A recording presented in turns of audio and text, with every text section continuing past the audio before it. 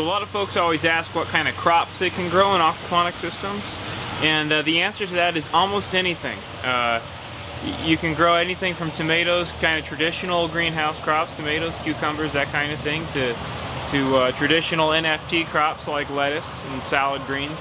I tend to focus more on greens and herbs, primarily because they're really high dollar crops and they're on very fast turns. So when I talk about turns, what I'm talking about is the time it takes from the seedling going into the system to the mature plant coming out and going to market.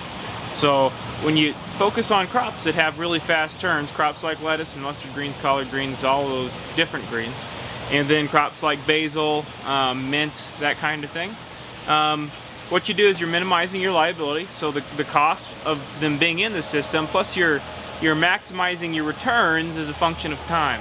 So what it does is it reduces your risk while your crops are in the greenhouse, but it also gives you a pretty high dollar crop. So we grow everything from lettuce to spinach. Here I've got a little freshly planted tower of baby spinach here, and this has only been in the system for about a week, so it's still got a ways to go. But in about 4 or 5 weeks, we'll start harvesting on this tower, and we'll keep on harvesting on it for a while, and it'll give us a really good return. So we grow, a whole bunch of different stuff, but I always encourage folks that are starting out to focus on greens and herbs.